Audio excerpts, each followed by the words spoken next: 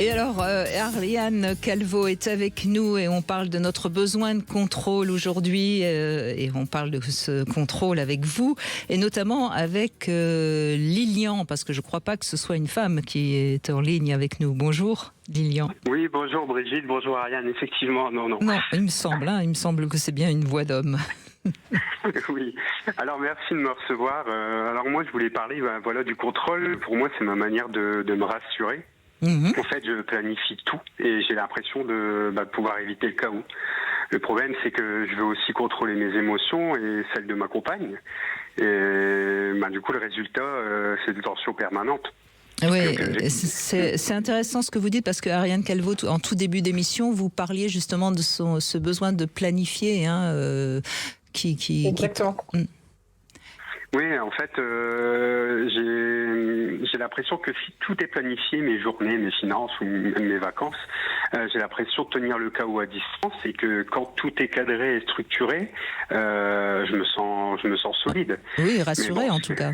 Oui. C'est ça. Ce qu'il y a, c'est que la vie ne rentre pas dans un tableau Excel et que du coup, même si avant je pensais que c'était une qualité quand même d'être organisé, prévoyant, je réalise que ça va beaucoup plus loin.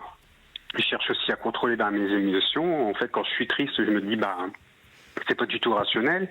Quand je suis en colère, j'essaye d'étouffer ça immédiatement, comme si en fait le fait de ressentir quelque chose d'intense, c'est plus ou moins une faiblesse en fait pour moi, ou une perte de maîtrise.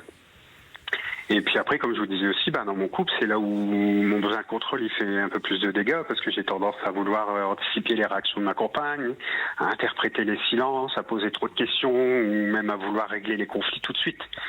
Et du coup, en réalité, j'essaie de contrôler ce qu'elle ressent pour me rassurer. Donc si elle va bien, c'est qu'elle m'aime. Et si tout est clair, alors je me sens aussi en sécurité. Et du coup, des fois, ça crée l'effet inverse, quoi. Elle se sent surveillée, parfois étouffée, quoi. Ouais. Mais j'ai une bonne nouvelle à vous annoncer, Lilian. Oui. C'est que vous avez l'air d'être assez lucide sur votre besoin de contrôle et c'est le premier pas de la guérison. Oui, alors du coup pour le fait, c'est parce que je suis rentré aussi en thérapie et c'est là que j'ai compris que derrière moi, ce besoin permanent de maîtriser les choses, il y avait surtout une peur profonde, la peur de perdre, de perdre l'amour, de perdre la stabilité et de perdre le contrôle de mon image, quoi. Quand vous étiez enfant, vous avez été sécurisé, vous vous sentiez en sécurité ou pas ? Non, ce qu'il y a, c'est que dans mon histoire personnelle, j'ai souvent eu l'impression d'être associé à quelque chose de douloureux. Alors c'est pour ça que j'ai développé aussi cette stratégie de vérifier. Associé à quelque chose de douloureux, c'est-à-dire quand il y avait des choses imprévues. À chaque fois, l'imprévu faisait que c'était quelque chose. J'ai pas pu faire ça. Du coup, ça m'a fait mal. J'ai pas pu partir.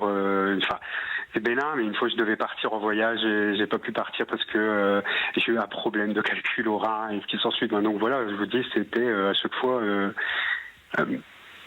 L'imprévu a fait que j'ai pas eu ce que je voulais ou il s'est pas passé ce que je voulais et du coup c'était assez douloureux pour moi et j'ai mal vécu. Mais vous avez du mal à vous adapter justement à l'imprévu. Vous aimez bien que tout soit par exemple si on vous appelle à 18h pour vous proposer une sortie sympa à 19h, vous dites non? Non, j'apprends maintenant à essayer de combiner parce que j'ai ma compagne aussi qui me pousse aussi là-dedans et c'est aussi les demandes justement avec le thérapeute de vouloir arriver à lâcher prise et de voir autrement les choses, quoi, pour ne pas renoncer justement à ce genre de... Pardon, c'est plus l'anticipation anxiogène qui vous est difficile, c'est ça? C'est-à-dire vous essayez de faire des scénarios par anticipation pour être sûr de ne pas être pris par surprise par une émotion difficile? Voilà, exactement.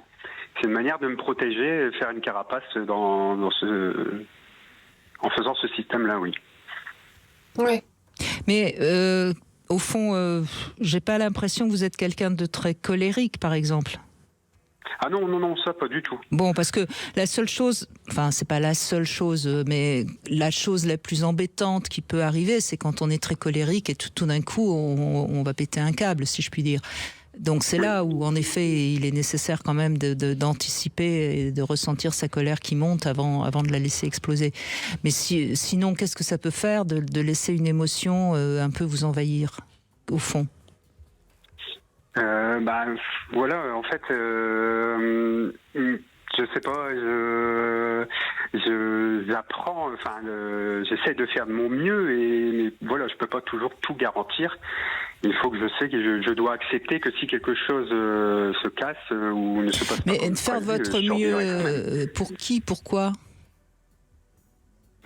Pardon, j'ai pas compris. Je dis, vous venez de dire, j'essaye de faire de mon mieux. Donc j'entends, et je vous demande pour qui, pourquoi? J'essaie de faire de mon mieux pour moi, mais aussi pour ma relation aussi, parce que voilà, comme je vous disais, le fait de vouloir tout gérer justement, est-ce que vous savez, parce qu'on a, moi j'ai remarqué, Ariane Calvo, que les gens qui sont beaucoup dans le contrôle ont du mal, par exemple, à être contemplatifs. Et alors, je vous pose la question, Lilian, est-ce que vous savez rester sans rien faire, à regarder, je sais pas moi, les pigeons sur l'arbre qui roucoulent? Oui, c'est ça, il n'y a pas de souci, oui.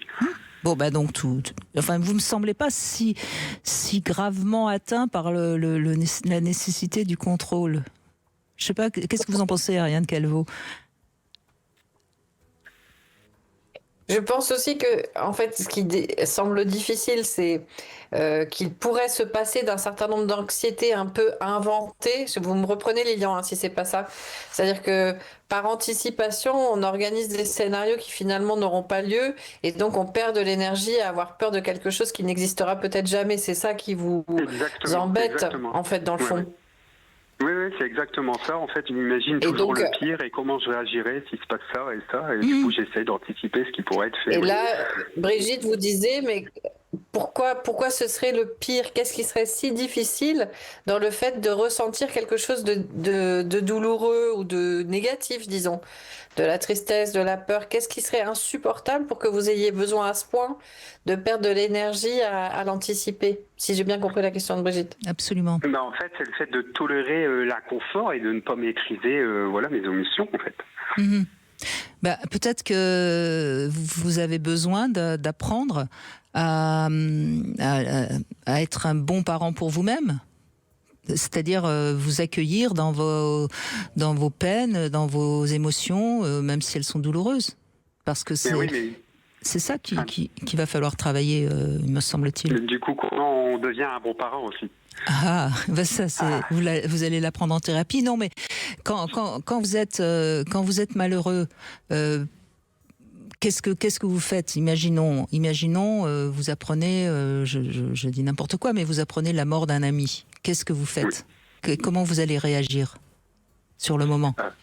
Ça va être la compréhension. Je vais pleurer. Je vais essayer d'aller me remémorer tous les souvenirs. Mais je vais me refermer sur moi-même. Je vais pas aller voir les gens. Mais vous avez dit quelque chose d'important. Vous allez pleurer. C'est-à-dire vous allez accueillir votre tristesse. Oui, ça c'est la réaction, on va dire, attendue et plus ou moins normale. Ah oui, attendue et plus ou moins normale. Mais c'est pas forcément nécessaire, c'est votre réaction qui compte, c'est ce que vous allez ressentir qui compte. Oui, ça va être vraiment de la profonde tristesse. Si c'est vraiment un ami, même un ami proche, ou un ami, juste une connaissance, c'est toujours la perte de quelqu'un. Vous voyez, je crois que pour l'instant, Ariane va réagir après, parce que je peux me tromper. Je crois que pour l'instant, vous avez encore, d'une manière un peu intellectuelle, compris ce que c'était que l'émotion. Il me semble qu'il va falloir la comprendre du côté du cœur. D'accord. Qu'est-ce que vous en pensez, Ariane? Alors, je suis totalement d'accord et j'ajouterais, il vous manque la lichette de confiance qui vous permettrait de inscrire profondément en vous que vous allez ressentir quelque chose de difficile, comme pleurer, par exemple, de tristesse à la mort d'un ami, mais que après cette phase de tristesse qui est attendu et normal, comme vous dites, vous savez vous en sortir. Et donc, il n'y a pas réellement besoin d'anticiper pour éviter de vivre des moments négatifs, puisque les moments négatifs vont arriver, que vous savez y réagir de façon adaptée, par exemple en étant triste et en accueillant votre émotion, et qu'après, on sait que la vie reprend le dessus et vous n'allez pas rester au fond du seau pendant 10 ans. Vous allez réagir de façon adaptée à la situation quand elle se présentera, si elle se présente. D'accord, oui. Faites-vous Et dans confiance. cette mesure-là, il n'y a pas besoin d'être en permanence en train de l'anticiper, puisque c'est beaucoup plus énergivore que de réagir de façon adaptée, comme vous le feriez si une épreuve devait advenir. Donc faites-vous confiance. C'est ça. D'accord. Bah, écoutez, oui, c'est ce que je vais tenter de travailler justement. Oui, avec la faites-vous thérapie, confiance, oui. accueillez vos émotions et laissez-les vous envahir. Vous risquez pas grand-chose, me semble-t-il, puisque vous êtes capable de me dire que vous allez pleurer à la mort d'un ami, que vous n'êtes pas très colérique, donc vous risquez pas grand-chose. D'accord. Ça, c'est une bonne nouvelle, hein, quand même. Non, oui, bien sûr. Bien sûr, ça me rassure aussi. Merci beaucoup, Lilian.